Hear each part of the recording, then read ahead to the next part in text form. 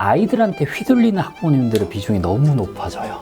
학생이 뭘 얘기하고 힘들다 그러면 그냥 다 거기 맞춰줘요. 온실 속에서 우리 아이들이 자랐는데 양육 태도에서도 결정하셔야 되는 게 있어요. 대한민국에서 본인이 원하는 학교에 진학하기 위해서는 애들한테 맡기면 안 되고 엄마가 무조건 하셔야 됩니다. 결정은 무조건 엄마가 한다. 겨울방학밖에 없어요. 그래서 이때 반드시 하셔야 되고,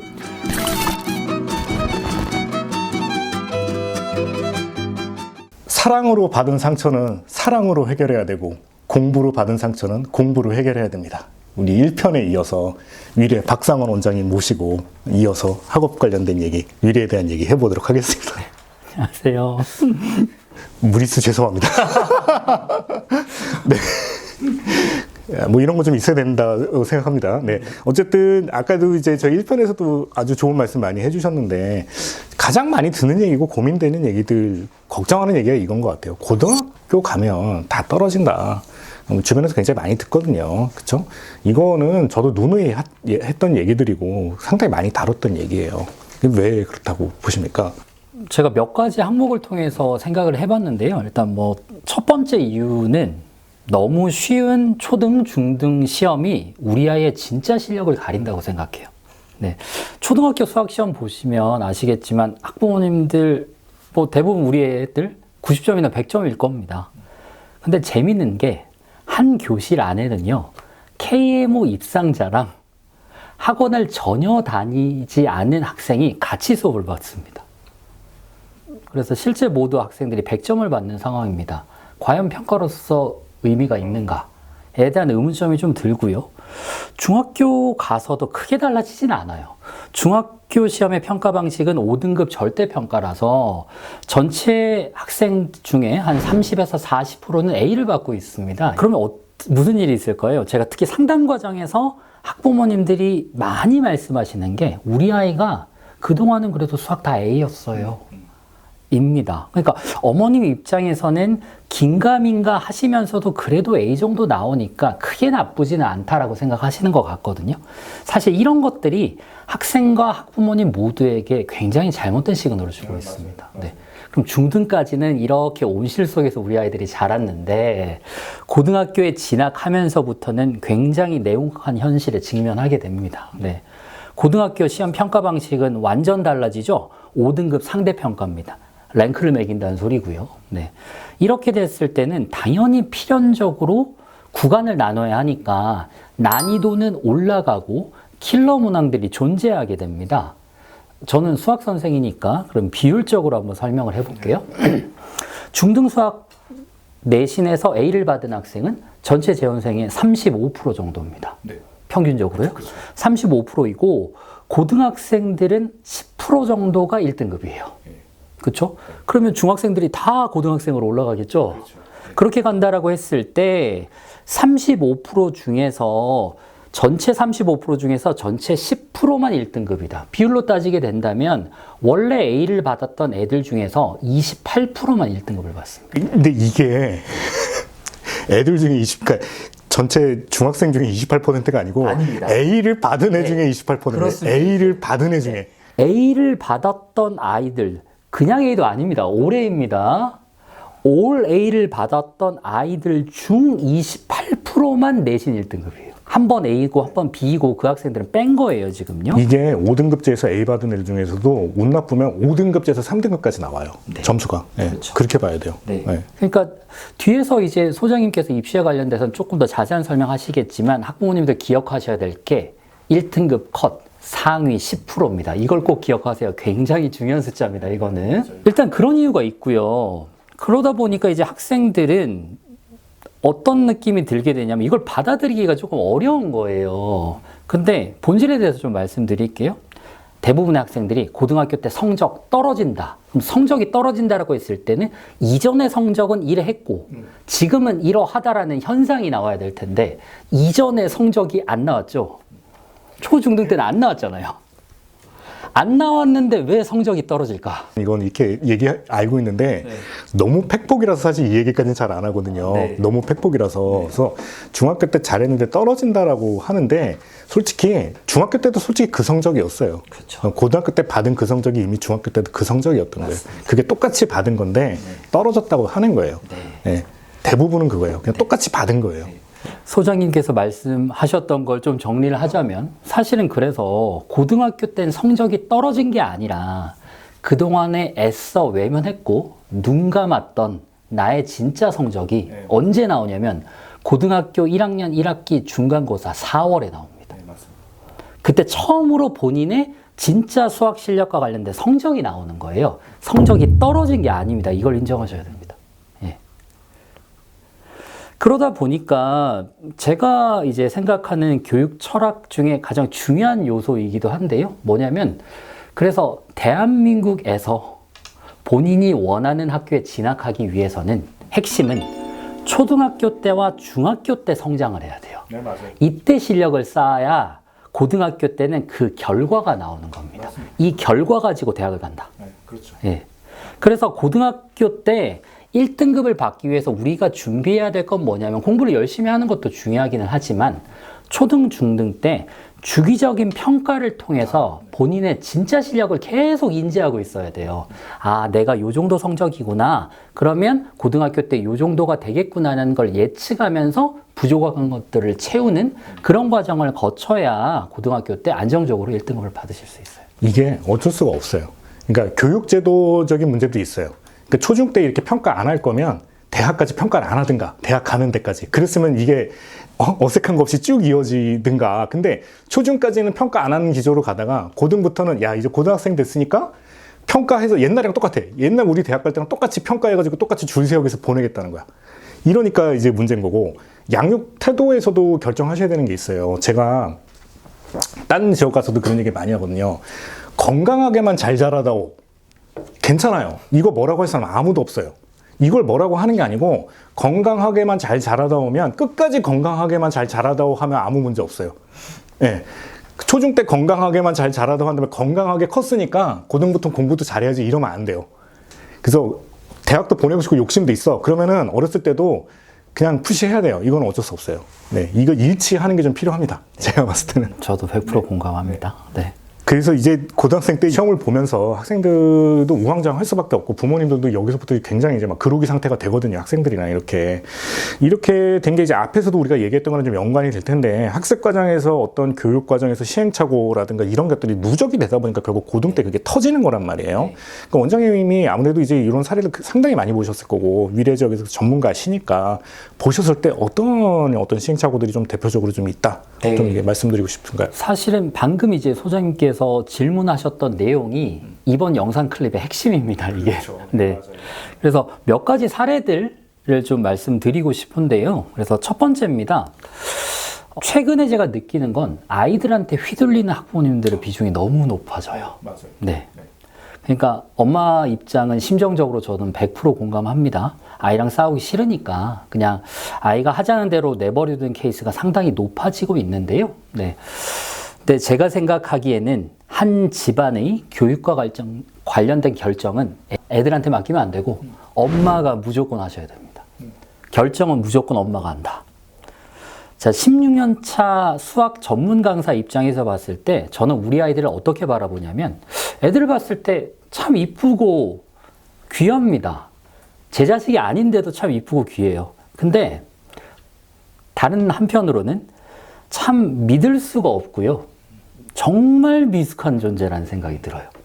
자, 그러면 교육과 관련돼서 현재의 교육과 관련된 판단과 결정에 따라서 우리 아이의 커리어가 결정이 될 텐데 이 중대한 걸 왜 이렇게 신뢰할 수 없고 미숙한 존재들한테 맡기시나요?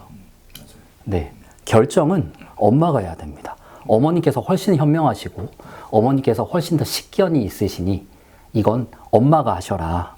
네. 이게 우리 때만 해도 공부가 굉장히 강압적으로 시킨 경우가 많았어요.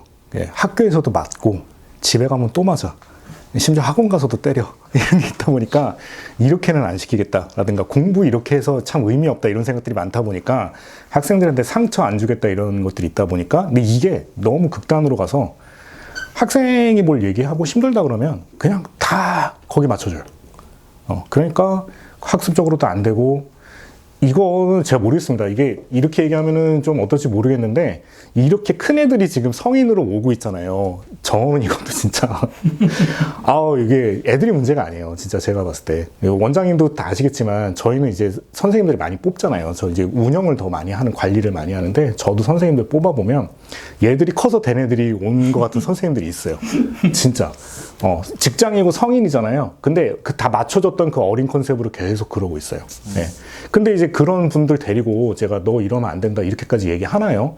그 얘기해봤자 서로 좋을 거 없잖아요. 그럼 어떻게 해요? 데리고 있다가 다음 달에 그냥 공고사직 해야겠다 이렇게 되는 거예요. 진짜 그렇게 돼요. 그래서 선생님 다음 달에 그냥 그만해 이렇게 되는 거예요. 네, 저는 그래서 조금 이런 부분들은 해야 되는 것들은 조금 푸시하는 것도 필요하다. 그래야 학생들도 내가 이 상황에서는 싫은 것도 해야 되고 뭐 넘어가야 되는 것도 있고 이렇게 뭐 짜여진 데서 해야 된다 이런 것들이 훈련이 되지 않나라는 생각이 좀 듭니다. 네. 제가 사실 방금 되게 잘난 척하면서 말씀드리긴 했지만 심정적으로 얼마나 힘드실지 저 잘 알고 있습니다. 네. 네. 위례맘들 화이팅이고요. 이걸 제가 모르는 건 아니에요. 왜냐면 이렇게 얘기하지만 우리 자식은 그러면 말 잘 듣느냐 그러면 아니거든요. 그거는 압니다. 아는데 가야 되는 목표는 이거예요. 네, 가야 되는 목표는. 네. 그다음 두 번째 케이스 같은 경우에는 이제 결국은 이제 저희 학부모님들이 우리 아이한테 공부를 시키신다라고 했을 때 절대 놓쳐선 안 되는 원칙이라고 할까요? 그다음에 근간이 되는 사고에 대해서 좀 말씀드리겠습니다. 더 중요한 과정을 더 많이 공부시켜야 됩니다. 되게 당연하긴 하잖아요. 근데 대부분의 학생들은 더 중요한 과정을 덜 공부합니다. 그러니까 성적이 안 나와요. 자, 그러면 더 중요하다는 게 뭘까에 대해서 생각을 해볼게요. 우리 모두의 바람은요, 우수한 내신 성적, 수능 성적을 통해서 본인이 원하는 학교에 진학하는 겁니다.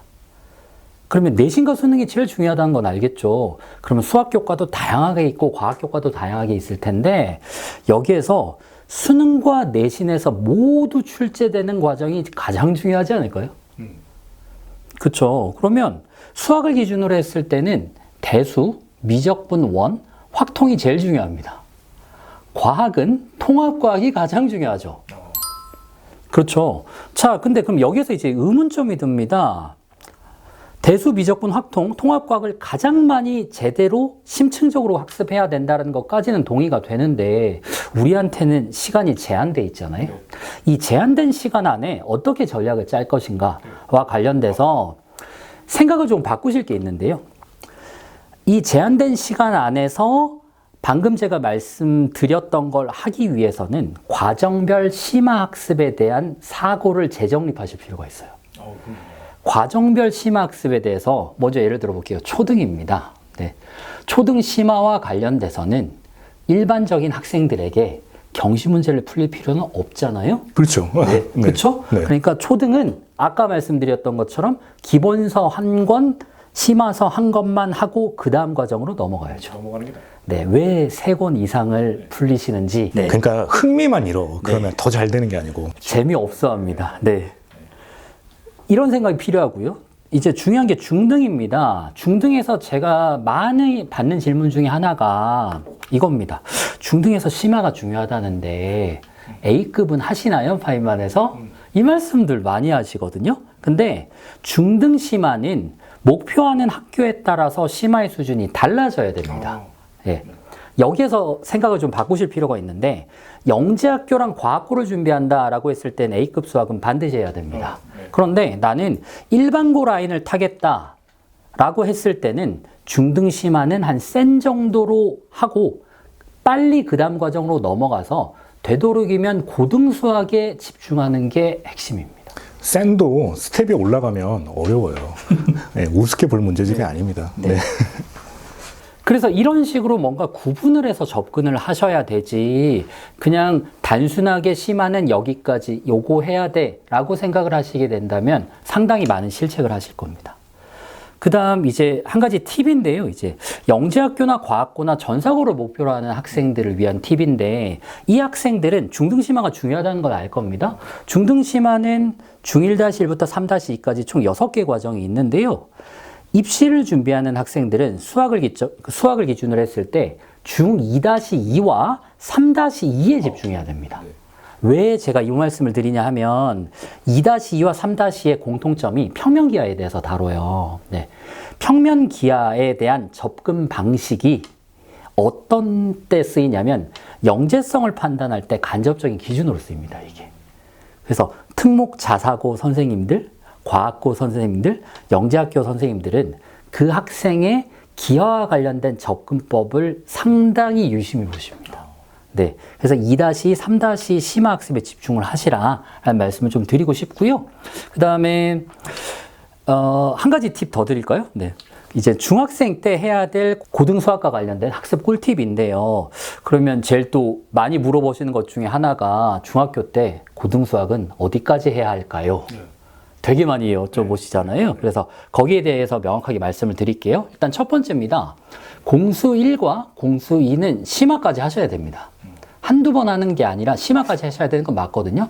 그때 기준은 뭐냐면 저희 위례 지역 일반고 기준으로 일반고의 기출을 중심으로 한 60점대 정도까지는 만드셔야 네, 고등학교에 진학을 해서 안정적인 1등급이 가능합니다. 그 다음에 두 번째는 이제 고등학교 2학년, 3학년 수학에 해당하는 대수, 미적분원, 확통입니다. 제가 앞에서 말씀드렸던 내신에도 나오고 수능에도 나오는 가장 중요한 겁니다. 요거는 중학교 때는 기본 응용 정도만 해도 충분하다. 한 번씩을 하는 게 중요하다. 이건.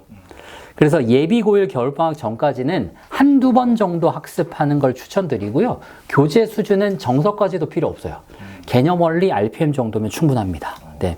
그래서 한 가지 케이스를 제가 말씀드리려고 하는데요. 저희 위례파이만 재원생이고요. 이 학생이 중학교 1학년 2학기 때 저희 학원에 처음 왔습니다. 그래서 지금까지 이제 다니고 있고요. 지금 현재 중학교 3학년 학생이죠.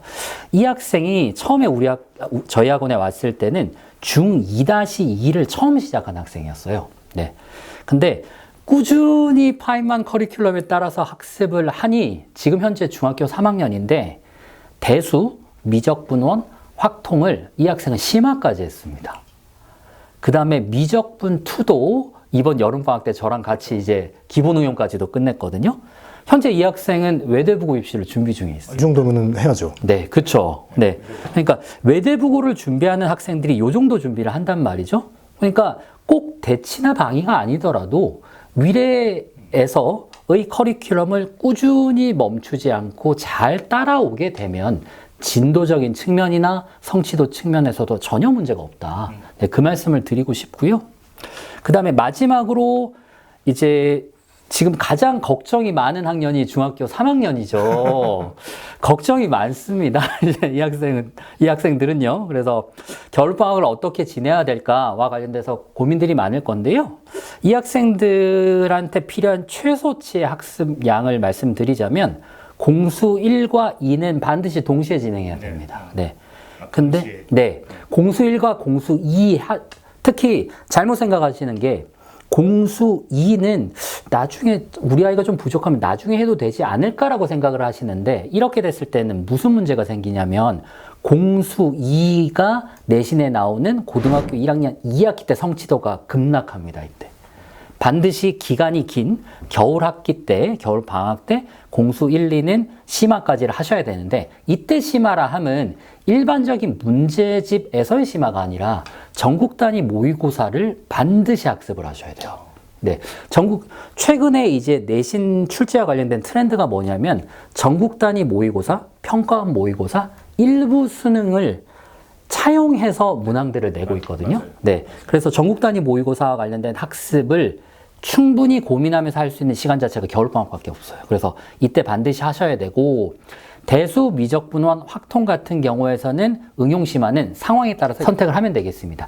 요 정도를 해야 1등급을 받기 위한 정상적인 내신 대비가 가능합니다.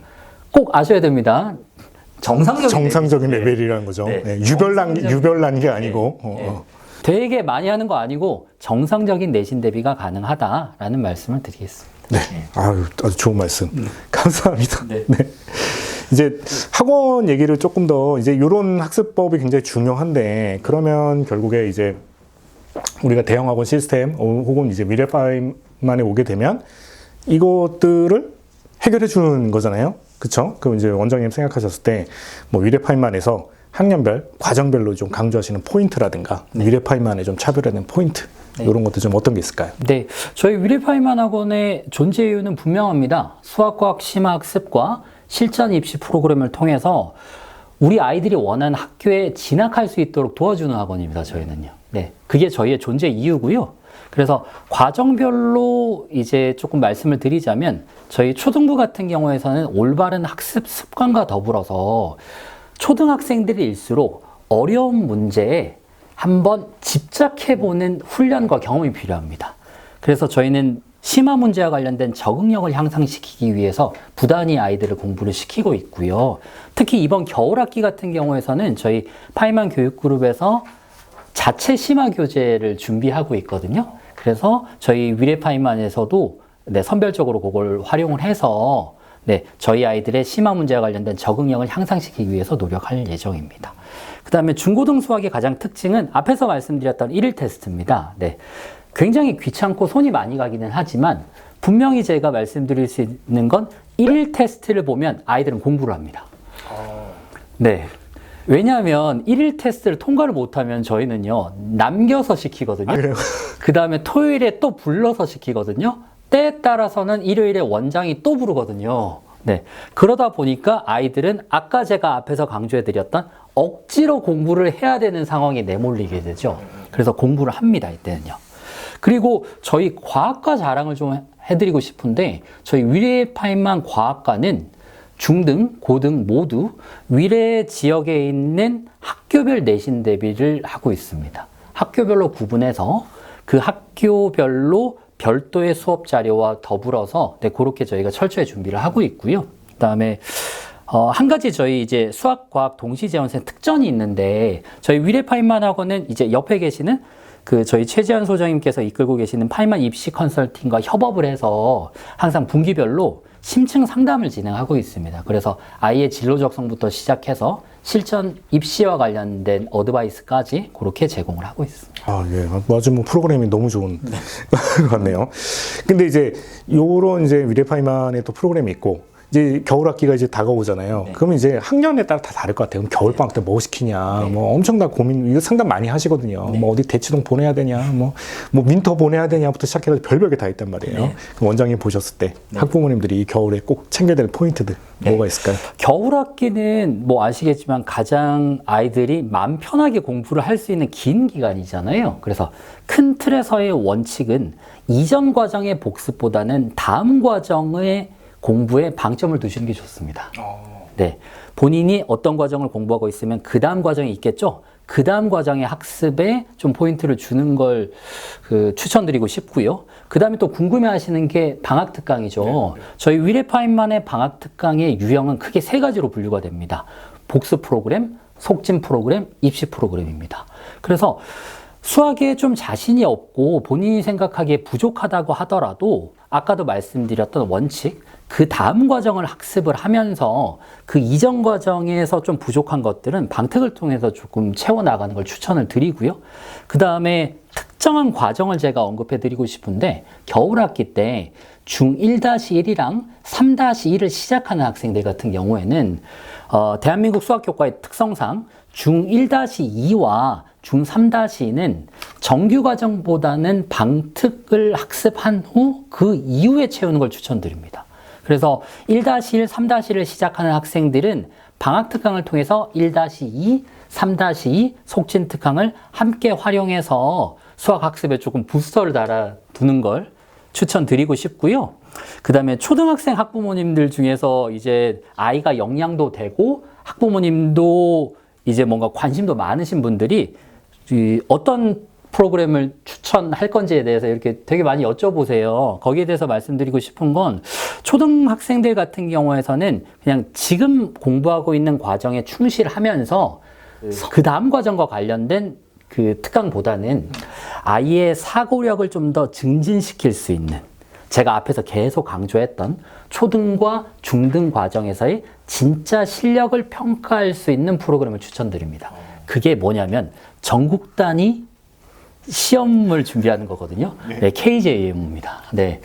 저희 2025년도에 위례파인만에서 이제 굉장히 짧은 기간에 저희가 교육을 좀 시켰지만 그래도 KJM 입상자가 나왔거든요.